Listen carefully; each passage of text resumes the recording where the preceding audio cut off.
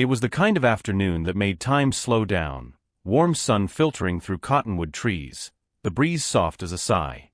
Just outside Flagstaff, Arizona, along a quiet stretch of highway, the Sunny Trail Diner sat like a memory from another era. The hand-painted sign above the door had faded with the years, but the place still stood tall, a relic with stories baked into the walls and kindness poured into the coffee. Inside, the lunch rush had come and gone. Only a few tables were occupied, most by locals who didn't mind the creaky chairs or the sound of cicadas humming through the open windows. The scent of grilled cheese and fresh-cut fries lingered in the air, but it was the faint barking out back that truly set this place apart. The stray dogs knew where to come. And Nina Carter, the waitress with a braid down her back and a softness in her step, always made sure they didn't leave hungry. Nina moved quietly through the diner, refilling coffees and clearing plates with the ease of someone who'd done this for most of her life. She didn't talk much unless someone needed her to. And when she had a break, she'd disappear out the back door with a paper plate of scraps, crouching in the sun while a scrappy mutt or two approached with wary eyes and hungry hearts. That's where she was headed when the bell above the door jingled. He walked in like he didn't belong, tall, silver-haired, suit too crisp for a place with peeling paint and mismatched salt shakers. Harold Stone, the billionaire real estate mogul. Widower. Known for firing people with the same calm voice he used to order lunch. But he wasn't alone. A boy followed behind him, maybe 7 years old, clinging to his father's sleeve like it was the only thing keeping him from drifting away. Lucas Stone didn't speak. Not even a whisper. His small hands were clenched tight at his sides, his eyes darting around the room like every sound was a threat. He sat down stiffly when his father pulled out a chair, his shoulders hunched like he was bracing for impact. Nina noticed right away. The boy wasn't just quiet, he was scared in a way most folks didn't understand. But she did. You learn a lot watching how animals flinch when they've been hurt. People weren't that different. She didn't ask questions. Just brought them menus and water, smiling gently. Harold ordered for both of them, barely looking up. Lucas didn't touch his food. It wasn't until they were almost finished that Nina tried something. She nodded toward the back of the diner and leaned down, her voice warm but steady. "Hey, sweetheart," she said to the boy. "Would you like to help me feed someone who's even quieter than you?" Harold raised an eyebrow, already forming a polite refusal. But before he could speak, Lucas turned his head, just slightly, and gave the smallest nod. Nina didn't react big. Just smiled like it was the most natural thing in the world. She walked to the kitchen, came back with a small plastic bowl of leftover chicken and rice, and placed it gently into Lucas's hands. Together, they stepped outside. The sunlight touched the gravel as Nina led him behind the diner. There, beneath the shade of a sycamore tree, a small dog lay curled in the dirt, ribs showing, tail wagging once, then again cautiously. Lucas knelt down, his little hands trembling, and set the bowl in front of the dog.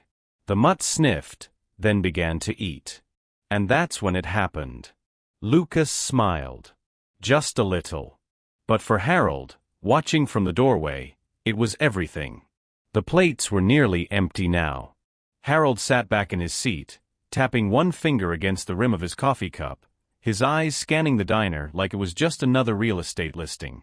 Lucas hadn't eaten much, he rarely did, just picked at his grilled cheese in silence, his shoulders curled inward like he was trying to vanish into himself. Nina approached the table quietly, her apron dusted with flour, her voice gentle. She looked at Lucas, not with pity, but with a kind of quiet understanding. "Sweetheart," she said, kneeling a little to meet his eyes. "Would you like to help me feed a friend out back? He's waiting." Harold opened his mouth, ready to say no. Ready to protect his son from yet another unpredictable variable, an animal, no less. But then something stopped him. Lucas looked at Nina. Not directly, but enough. And then, slowly, he gave a tiny nod. Nina didn't make a fuss. She just smiled softly, stood up, and walked toward the kitchen. A minute later, She returned with a small plastic bowl filled with leftover stew and bits of bread, still warm. She placed it into Lucas's hands like it was something sacred. "Come on," she whispered. They stepped outside together. The sunlight was gentler here, dappled through the leaves of a crooked tree. A small dog, thin, shaking, waited near the fence, too tired to bark, too hungry to run.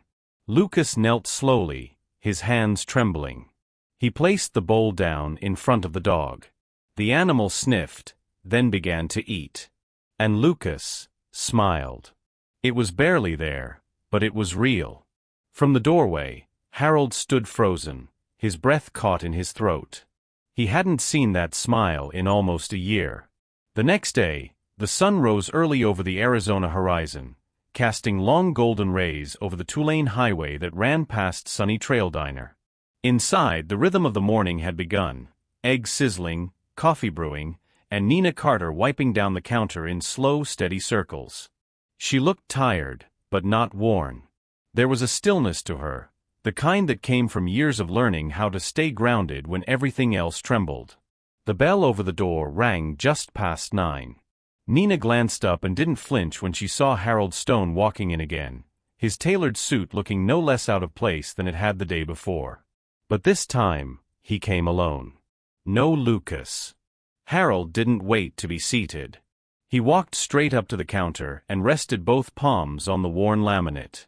"You got a minute?" he asked. Nina nodded once. "Sure." He didn't sit. He stood there for a long breath, then another, before finally speaking. "What did you do?" Nina raised an eyebrow. "You'll have to be more specific, sir." "My son," Harold said, his voice quiet but firm. "He hasn't gone near an animal since the accident. He hasn't smiled, or spoken. But yesterday, he fed that dog." He smiled. "I saw it with my own eyes." She didn't interrupt. Just let him speak, let the silence after his words hang in the air like smoke. "So I'll ask again," Harold continued. "What did you do?" Nina gave a soft laugh, not mocking, not proud, just amused at the idea.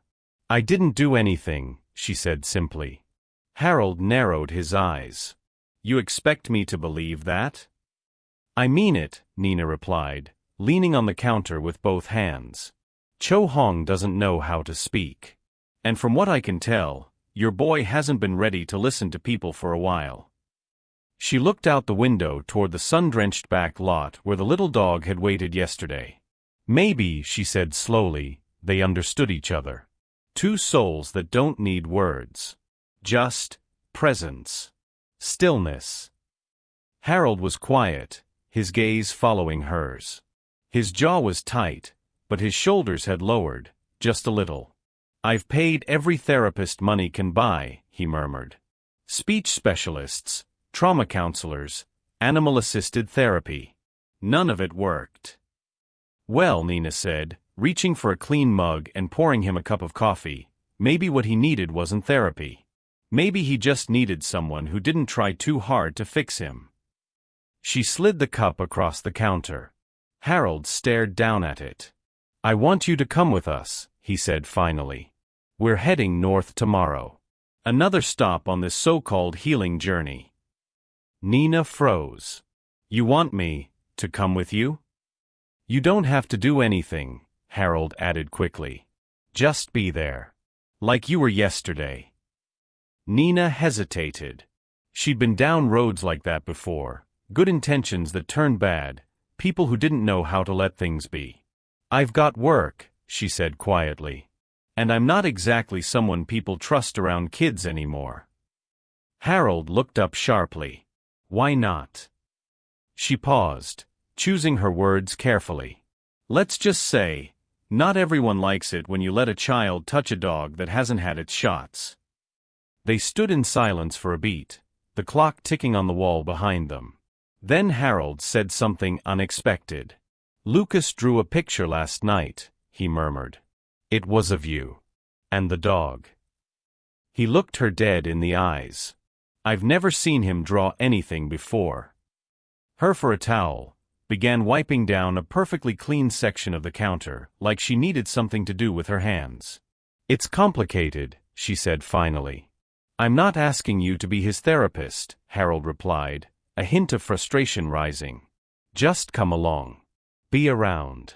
You already did more in 1 hour than the experts could in a year." Nina smiled, but it was the kind of smile that hid more than it showed. "You ever heard of Pine Hollow Rescue?" she asked, still not looking at him. Harold shook his head. "Should I have?" "I worked there," she said. 2 years. It's where I learned how to handle animals who'd been through hell. And kids who didn't know how to talk about it." Harold leaned in, curiosity flickering behind his eyes. "Then why?"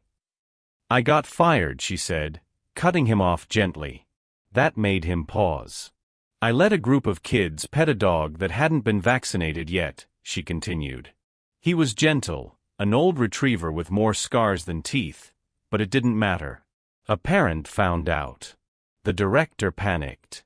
I was out the next day." Harold was silent. "I don't blame them," she said softly. "People are afraid. They want guarantees. I don't have those." He studied her, weighing something in his mind. "I'm not asking for guarantees either." She finally looked up at him, her eyes steady. "You say that now. But what happens when someone from your board finds out you brought your son around a woman who got canned for being too soft with a rescue dog?" "I don't answer to them when it comes to my son," Harold said. "Don't you?" Nina asked, voice calm. "Because I read the news too, Mr. Stone. And from what I remember, you've got shareholders who panic over a coffee spill." Harold didn't answer right away. He reached for the cup she'd given him earlier and took a long sip. It had gone cold, but he didn't flinch. "I'm not hiring you, Nina," he said at last. "This isn't a business arrangement." "Then what is it?" she asked. He set the cup down. "It's a father asking for help," he said. "Not because I want to fix my son, but because for the first time in a long time, I saw something yesterday, something I thought I'd never see again." Nina didn't speak. Her hands rested on the towel again. "You don't have to decide now," Harold said, standing. "We leave at dawn. I'll stop by. If you're here, I'll take that as a no. If not, well, maybe we'll see each other again someday." He turned and walked out, the bell above the door jingling once more. Nina stood in the stillness of the diner, the echoes of his words hanging in the air. She didn't know what she'd do yet. But deep in her apron pocket, folded carefully and smoothed at the edges, was a drawing, a child's sketch of her kneeling beside a little dog, sunlight shining down. Lucas had given it to her without a word. And somehow, that said everything. The afternoon sun had dipped low, casting long shadows across the diner floor. Nina was wiping down the last table near the window, ready to close early. It had been a slow day, quiet in a way that usually soothed her, but today, it left her unsettled. She kept thinking about that conversation with Harold. About the offer she hadn't accepted. About the weight of a past mistake still echoing louder than it should. The bell above the door rang softly. She looked up. Lucas stood there alone, small and silent in the golden light, like a ghost from a dream you didn't know you'd had. He didn't speak, of course he didn't, but there was no fear in his eyes this time. Just focus. In his hands, folded neatly in half, was a piece of paper. He walked up to the counter and held it out to her. Nina took it gently, unfolding it with care. Inside was a child's drawing, rough lines, uneven colors, but it was unmistakable. It was her, kneeling on the ground beside that scrawny little dog. The sun shining above them. A bowl between them. She stared at it for a long time, her throat tight. Lucas didn't say a word. He just looked at her, waiting. Something inside her shifted. Not because of Harold's money. Not because of guilt or pity or pressure. But because in that simple sketch, a quiet boy had shown her something no adult ever had. He saw her. Really saw her. And he didn't run away. Nina knelt down to meet his eyes and whispered, "All right, sweetheart. I'm coming." Lucas didn't smile. But he didn't need to. He just turned and walked out the door, knowing she'd follow. And this time, she would.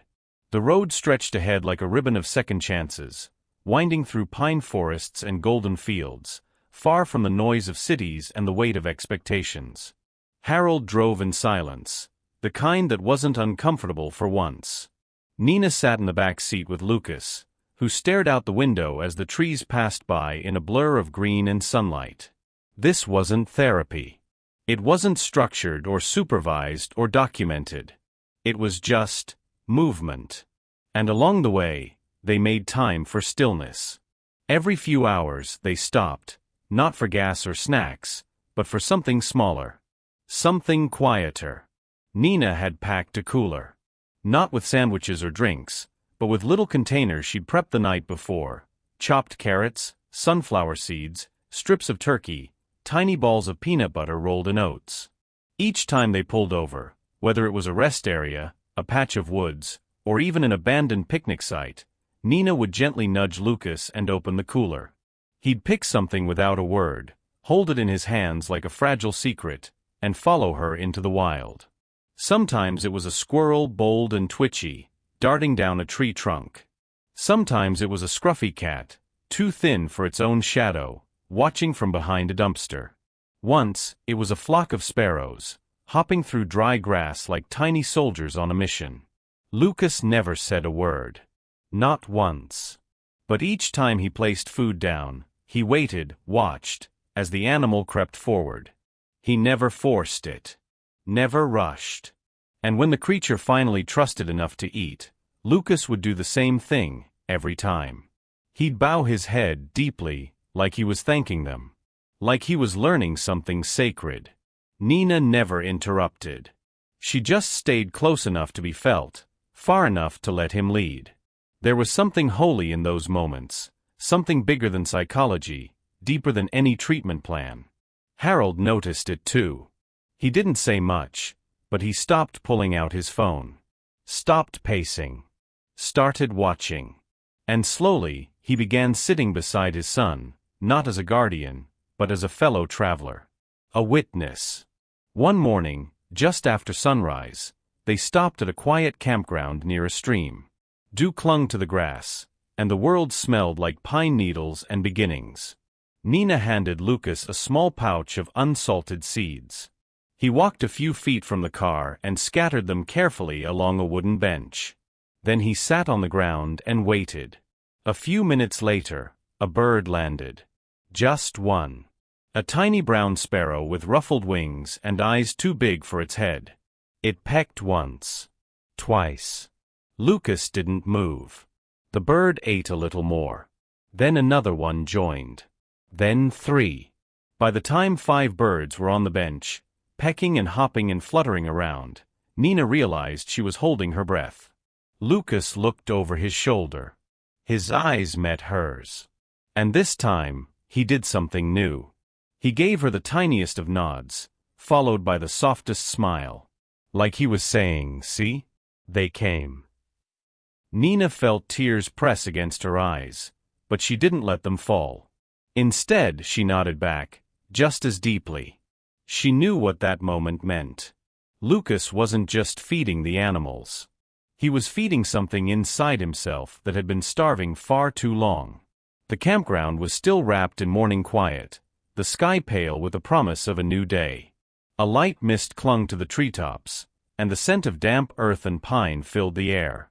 Nina was already up, stirring oatmeal over the campfire, while Harold stood a few feet away, holding a cup of coffee that had long since gone cold in his hand. Lucas sat near the fire pit, legs crossed, bundled in his oversized hoodie. The soft crackle of embers popped in the silence, but he didn't flinch. He was watching something, not the fire, not the trees, but the dog beside him. She was a mutt. Medium-sized, with one ear that never stood quite right and a coat patched from old injuries. Nina had rescued her years ago, and the dog had learned to trust people again the same way Lucas seemed to be doing now, one cautious inch at a time. The dog lay curled at Lucas's side, head resting on her paws, eyes half closed in contentment. She hadn't moved for 10 minutes, just breathed and stayed. Then Lucas reached out. Slowly, almost reverently, his small hand hovered above her back. His fingers trembled, not from fear exactly, but from the weight of doing something new. And then he touched her. Just once. A light, gentle press on her fur. The dog didn't move. Lucas kept his hand there for a moment longer, then whispered something so soft, it nearly disappeared into the breeze. She didn't leave. Nina turned from the campfire. Her breath caught. She blinked fast, but it was no use.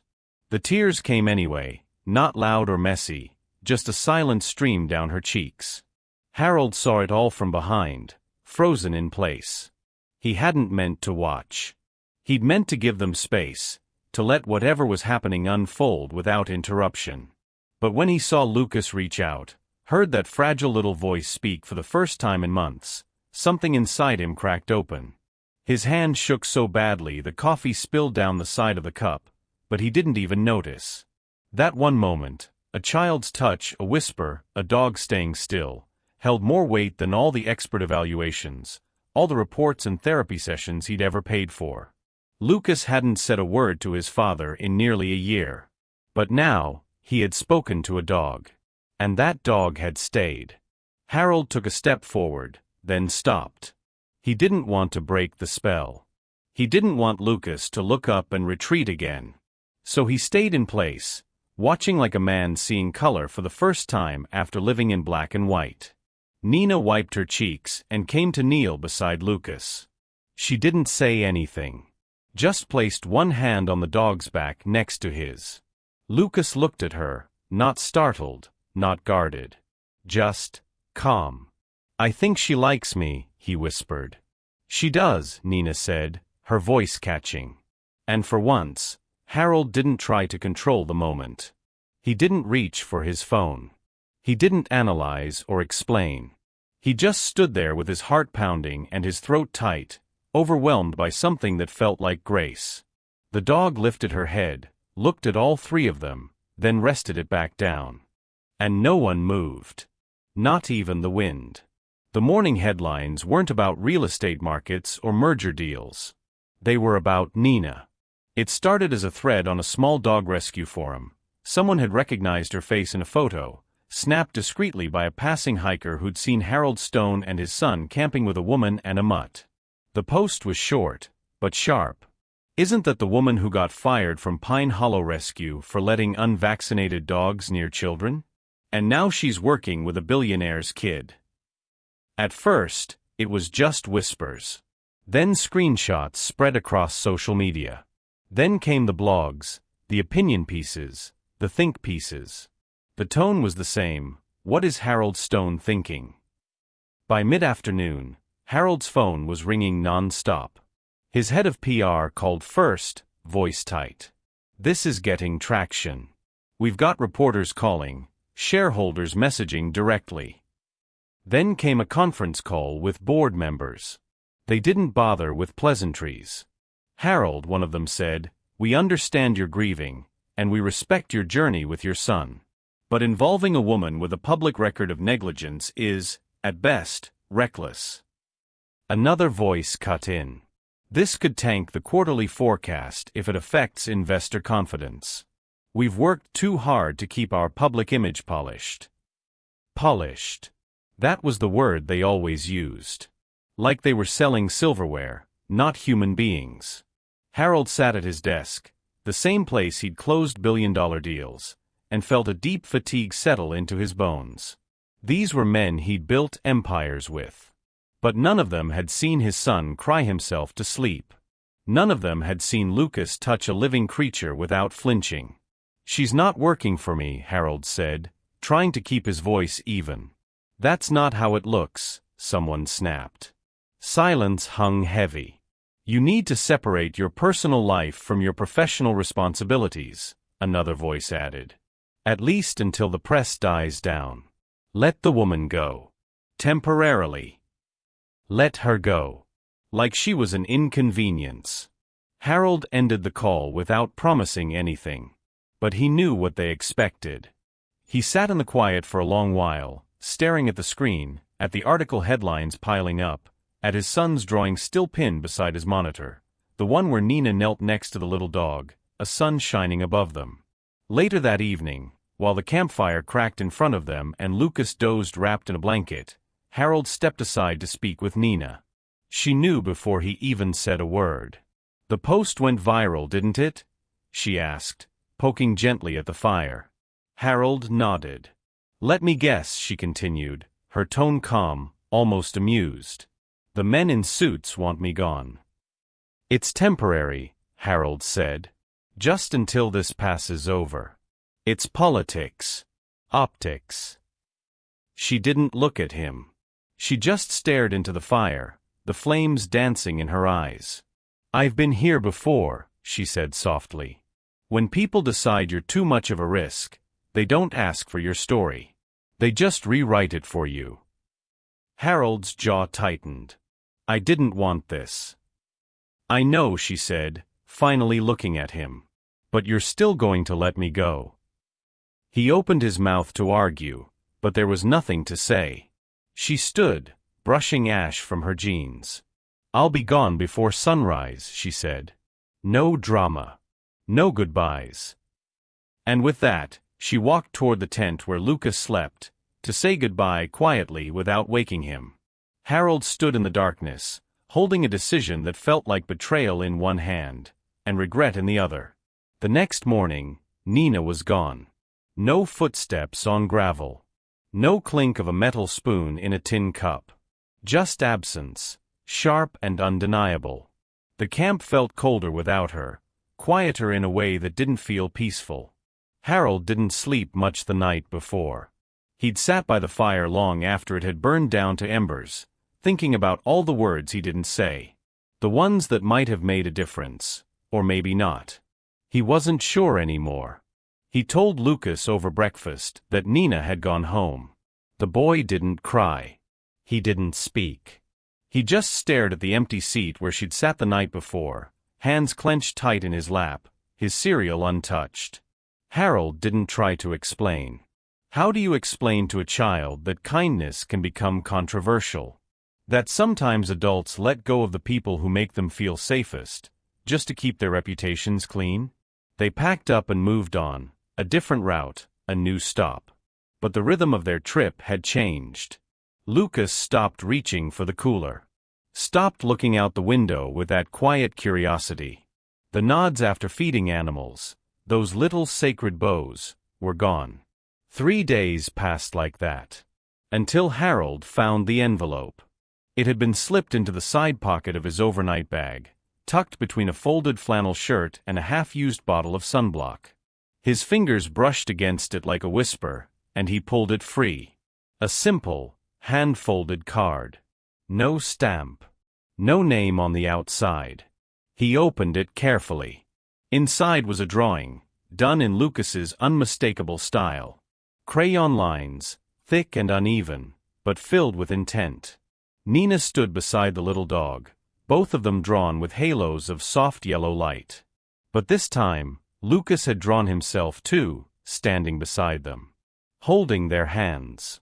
Beneath the sketch, in blocky childlike letters, were just a few words. "You're not like anyone else. You didn't leave." Harold sat down hard on the edge of the bed, the card trembling in his hands. He didn't know when Lucas had drawn it, or how Nina had ended up with it, or when she'd slipped it into his things. But none of that mattered. What mattered was the message. Harold had told himself it was just temporary, that removing Nina from the trip was a necessary move to avoid trouble. But deep down, he knew it was cowardice. A calculated retreat. A failure to protect not just Nina, but the progress his son had made. He looked over at Lucas, who sat on the edge of the cabin porch, staring at the woods but seeing nothing. He was shutting down again. And Harold knew, if he didn't do something soon, he might lose that light in Lucas for good. The card rested in his lap, its colors bright against the dull gray of his pants. "You didn't leave," he whispered, reading the words again. But I did. The weight of that truth settled on his shoulders like the heaviest deal he'd ever made. And for the first time in a long, long while, Harold Stone, billionaire, decision-maker, fixer of broken buildings, realized he couldn't buy his way out of this. He needed to make it right. He needed her back. The sun was already setting by the time Harold made the call. He sat alone in a small roadside motel room, the curtains drawn halfway, the TV humming low in the background but ignored. His laptop sat open on the desk in front of him, surrounded by silence, the kind that wasn't peaceful, just heavy. The headlines had started to quiet. The stock had stabilized. The board had moved on to other concerns. But Harold hadn't. He couldn't. The card from Lucas still lived in his breast pocket, folded, worn, read too many times to count. He ran his thumb over the crease while the phone rang. On the third ring, someone picked up. "Yeah?" the voice said, tired, cautious.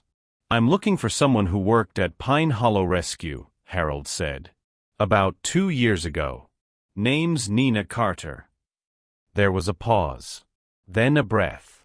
"I know Nina," the woman replied. "This about that nonsense in the papers?" "I'm trying to get the truth," Harold said simply. "Well," the woman said, her voice softening, "then I'm glad you called." She told him everything.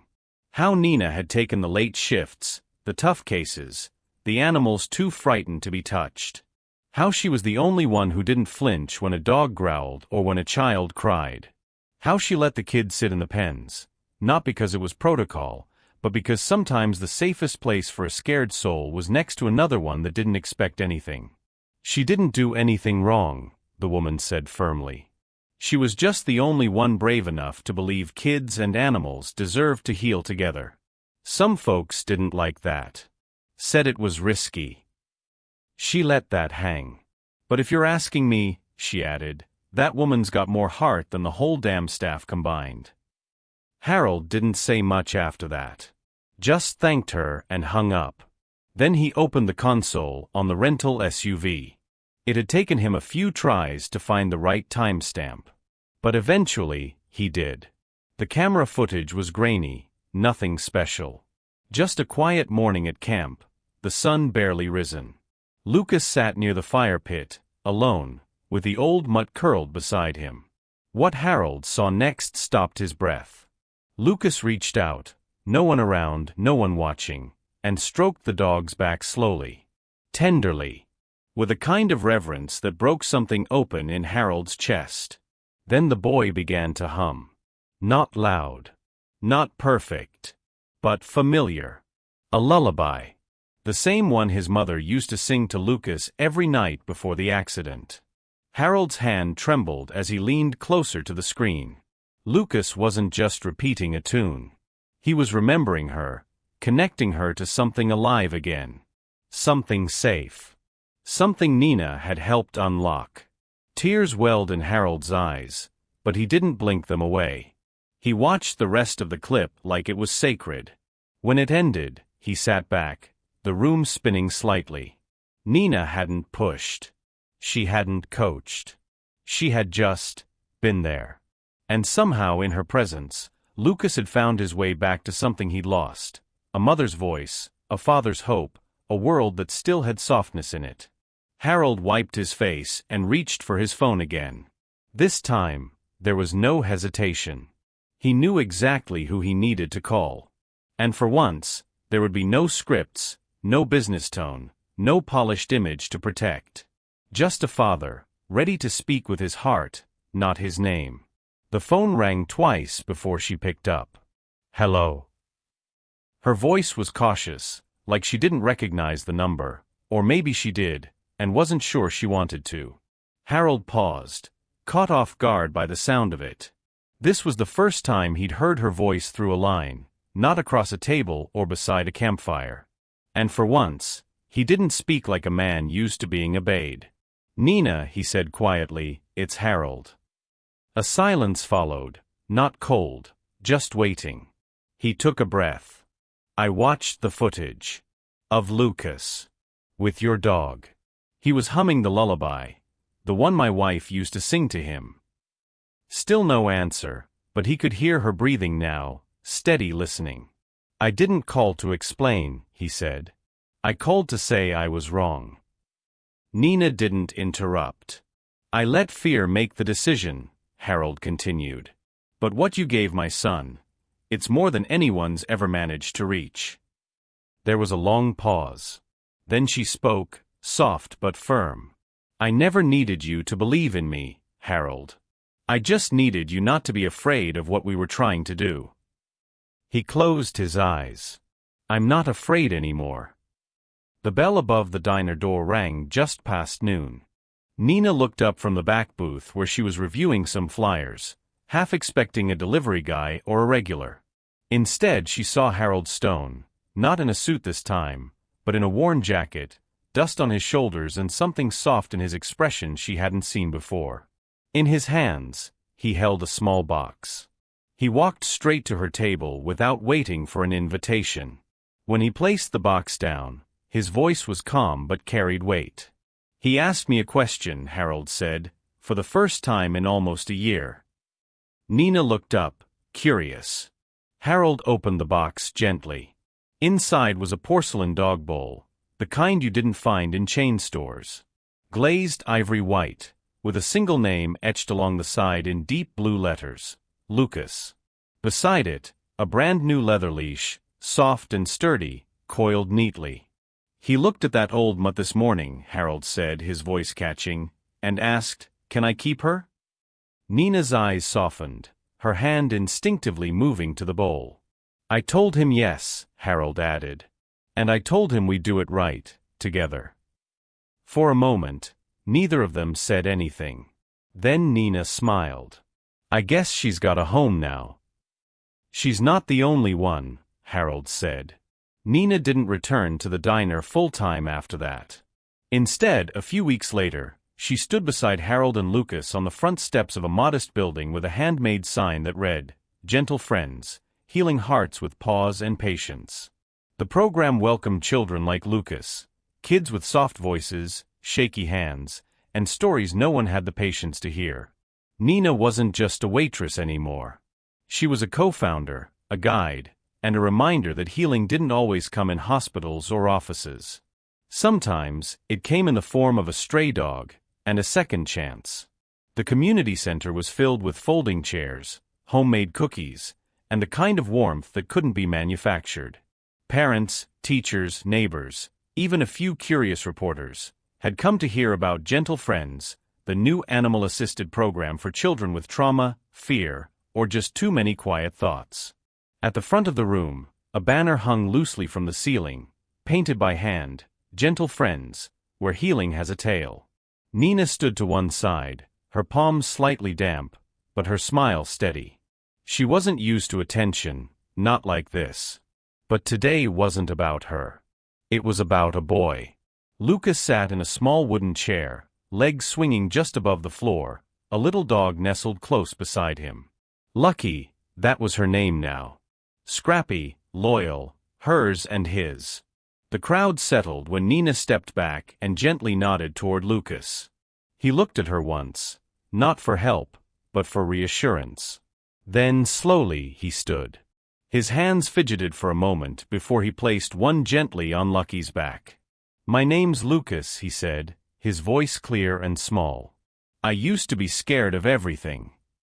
A pause. The room held its breath. But I'm not scared of Miss Nina. And I'm not scared of Lucky. The audience didn't erupt. They didn't need to. Just a wave of tears, smiles, and a silence so deep it felt like prayer. Nina wiped her cheek, not hiding it this time. And Harold, standing off to the side, arms crossed over his chest, lowered his head, the tightness in his jaw finally gone. Lucas sat back down, wrapping an arm around Lucky's neck. Somewhere in the crowd, someone whispered, "That boy's going to be okay." And he was. Because sometimes, the creatures we think are too broken to matter become the ones who teach us how to stay. If you believe that kindness doesn't need a degree, just a heart, leave a like on this video. And if you want to hear more stories that heal, that soften the rough edges of life, make sure to subscribe to our channel. Thank you for staying with us until the very end. We'll see you next time, right here on Justice Reloaded HD.